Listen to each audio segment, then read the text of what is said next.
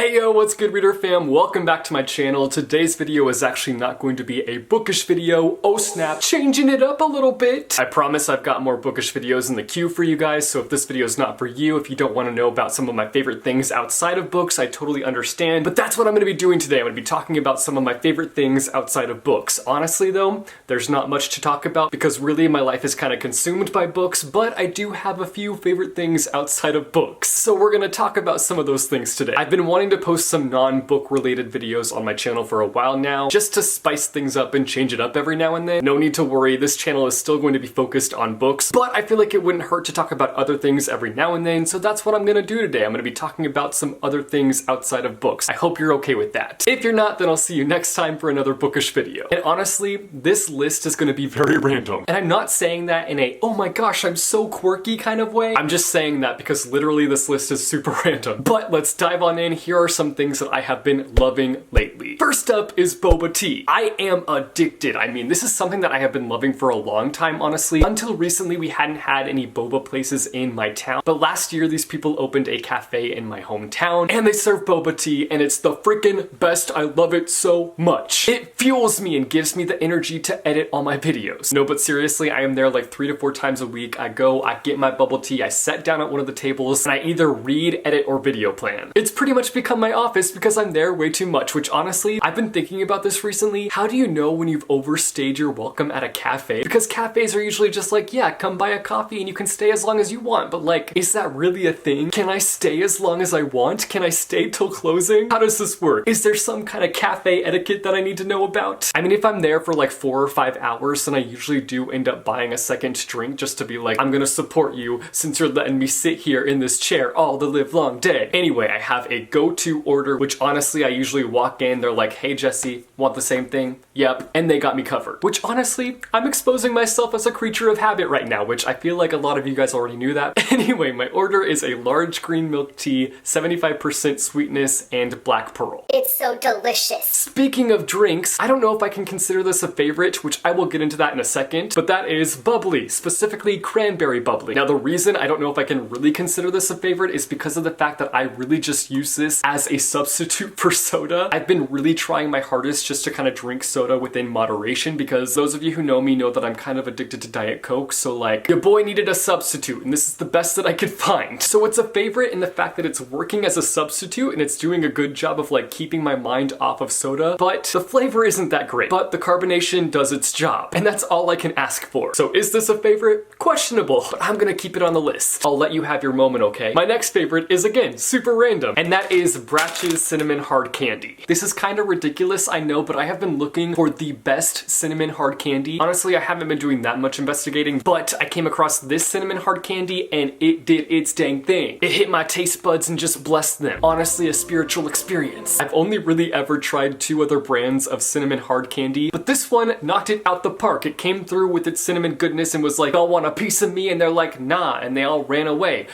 Where am I going with this? Anyway, I really like this brand of cinnamon hard candy. It's not too spicy, but it's not too not spicy. You know what I mean? It's that happy medium. It does its job. Next up is this bad boy, my Nintendo Switch. This was honestly an impulse buy. I was going through some stressful things this summer, and it was really frustrating and disappointing. And one day I was just kind of like, screw everything. I hate everything. So I'm gonna buy this and hope it makes me happier, which is a stupid thing to do. I don't think that materialistic things make you happy. But in that moment, you couldn't convince me otherwise. So I ended up with this in my cart, and as you can see, I followed through with the purchase. Not my proudest moment, but I will say that I really enjoyed this system. Even though it does take me away from reading, it's still really entertaining and I love it. It surprisingly brought me closer to a lot of people. I thought that honestly this would make me even more of an introvert, but I've been playing so many games with my friends recently and my family as well, and that's been a lot of fun. I've connected with some old friends. We've gotten together and played this, so I'm just gonna say it. This has been a good investment for me. It's gotten me to be more social. If you know me at all, that's pretty unlike me. I enjoy my alone time, but this has helped me enjoy time with other people. And a game that I've been loving lately is Overcooked. I have Overcooked 2 because this was cheaper than the first one and I'm all about saving those coins. This stupid game is everything, and this is the game that has brought me closer to other people in my life. It's a multiplayer game. You can play it by yourself, but it's so much more fun with other people. If you've been looking for a multiplayer game, I would definitely recommend checking out Overcooked 2 or even Overcooked. I'm sure it's great, but this one's one's cheaper, and I'm sure it's just as fun as the first one. Basically, what you do in this game is that you just cook, but there's a lot more to it. There's all these obstacles in your way, and you're timed. It can be a little bit stressful at times, and my friends and I have had these moments where we just get so serious about playing it, and we have to like take a step back and be like, guys, like, we're playing a game. This is not real life. We find ourselves playing it for hours on end because it's hecka addicting. Another game that's on my list of things that I've been loving lately is a really stupid game, and I'm kind of embarrassed to admit that I've been enjoying this game because it's really just stupid. Don't go download it after I talk about it, okay? Because it's stupid. It's a time waster. That's this game app called Elvenar. All it is that you have this like fantasy town and you're trying to build it up. You're trying to like upgrade all these buildings. You're trying to make money. You do trades, you form guilds. There is also battling, and that's kind of fun, but like literally all you really do in this game is earn coins and try to build bigger buildings. It's a time waster, and I do not recommend getting sucked into it, but I wanted to talk about it because it is something that I've been loving lately, even though it's so dumb. Like, I hate myself for enjoying it. I don't hate myself, but I'm just like, really? Can we get a grip here? Also, it is one of those games that kind of pushes you to spend money, which isn't the greatest, but you have to avoid getting caught in that trap. Not that you're gonna get caught in this trap, because you're not gonna leave this video and go download that app because I said not to. You're not gonna do that. I just wanted to talk about it, but you're not gonna be influenced by me and you're not gonna get caught in this stupid game. Please don't. I'd rather you go do something productive like write or read. Just stay away from this app. Don't do it. Don't download it, please. My next thing that I've been loving is a chapstick.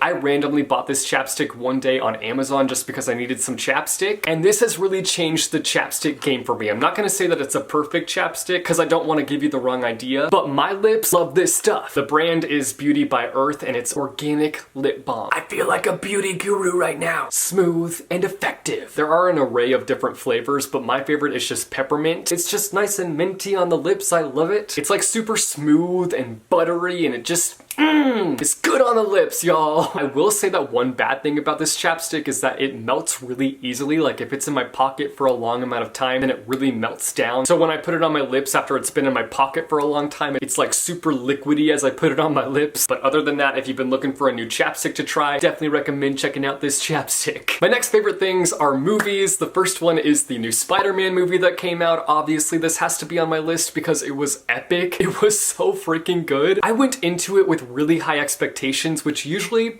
that's not a very good idea, but all of those expectations were met. But I honestly don't want to talk about Spider-Man now because I'm a little bit nervous about the future of Spider-Man. I'm a little bit stressed about that, I'm not gonna lie, but I'm gonna hope for the best because that's all I can do at this point. Another movie that I saw and really enjoyed recently was The Farewell. This story follows a Chinese family and it focuses on the fact that the grandmother has been diagnosed with cancer, but she doesn't know that she's been diagnosed with cancer, and so the family decides that they're not going to tell her. And we follow our main character who is super close with her grandmother and really struggles with keeping the fact that she's dying a secret from her, which I can't blame her. I don't think that this is a movie that everybody would enjoy, and I feel like it's one where you have to really be in the mood for it because it does kind of have not necessarily a dark tone, but like a sad tone to it. You have this grandmother who is clueless of the fact that she's dying, and then we have all these family members who are keeping it a secret, and the pressure of knowing the fact that she's dying is like really catching up to them, and also just the emotions of knowing that she could possibly die within weeks. Every interaction that the characters have with the grandmother is just super emotional. It just really messes with you emotionally. But the acting in it is superb. It just felt like such a real story. Like, it felt like I was just watching somebody's story unravel before my very eyes. Again, this is one that I can't really recommend, but maybe go watch the trailer and see if it's something that you might like. Lastly, I'm going to be talking about some shows I've been enjoying recently, and all of these are either Japanese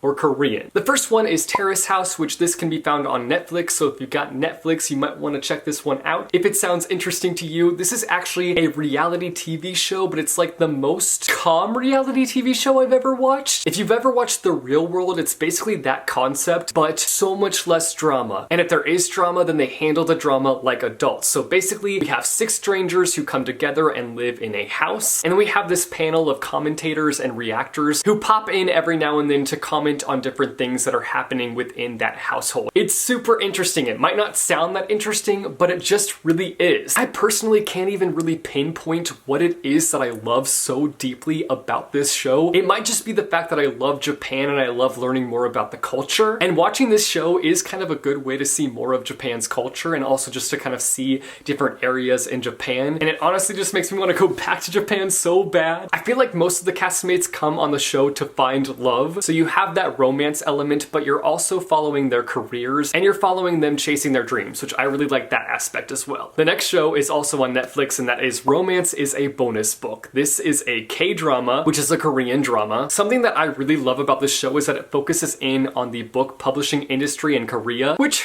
I wonder why that fascinates me. There's a lot to this show, but the main focus is on these two friends who grew up together. One ends up becoming this like big famous author, but he also works in the book publishing industry. And then we follow this girl who has been through a really rough patch in life, and it's about the guy kind of coming in and helping the girl finding her footing again, because she also helped him at one point in his life kind of find his footing. There's romance, which honestly, I'm usually not somebody who really enjoys romance in stories. Like, I really despise a lot of the romances that I read in books, but the romance in this is excellent. Like, I love it so much. Mind you, it is cheesy at times, but other than that, I really enjoy it. And I mean, come on, it's gotta focus on books. I love books. I love seeing that aspect in this show. I will say that you have to give this show a few episodes before you really get pulled into it, because I think I remember the first episode being really weird and I was like, what the heck is going on? And I almost didn't continue on with it, but I carried on and I ended up loving it. Just beware, there is a musical number in the first episode and you'll be really confused as to what you're watching. It gets better, I promise. The next show is a Korean variety show called Running Man. Basically, this is a group of people that get together to compete in these missions that they're given, and it's really just a chaotic good time. The reason I even know about this show is because some of my favorite K-pop idols have been on this show, and then I one day decided to watch the series from the beginning, and I got completely hooked on it. The last show that I'm going to talk about is My First Love, and it's also on Netflix, and it's another K-drama. This is about this guy whose dad is filthy rich, and I think he convinces his dad to give him his grandfather's house, if I remember correctly. I could be remembering wrong. It's been a long time since I watched the first episode, and his grandfather has passed away, which is why he would be getting his grandfather's house. Anyway, he's all excited about the fact that he's getting his own house. He's gonna live that bachelor lifestyle, but then all his friends end up in these really sticky living situations, so they all end up moving in with him. So much for that bachelor pad. This one I solely love because of the characters. They bring the humor, they bring the drama, they bring deep connections. There is also romance, and like I said earlier, I'm not usually big on romances, but for whatever reason, I'm all about it in this show. It drives me crazy sometimes, but other times I love it. What's happening to me? Anyway, it's a great show. It's got 2 seasons. I've only watched the first season, but I'm saving that second season for a marathon day. Alright guys, so those are some random things that I have been loving lately. I told you this list was gonna be kinda weird, but nonetheless, I hope you enjoyed hearing about some of my favorite things. Again, I promise I have bookish videos coming, so look forward to that. But for now, you guys should let me know down below in the comments some things that you've been loving lately. Was there anything on my list that you two have been enjoying? Let me know down below in the comments. If you like this video, be sure to go and hit that like button. If you want to see more videos from me, be sure to go and hit subscribe or go and hit that bell icon and you'll be notified every time I post new videos. As always, thank you guys so much for watching. I hope your day is bright and that tomorrow is brighter, and I will see you soon with a new video.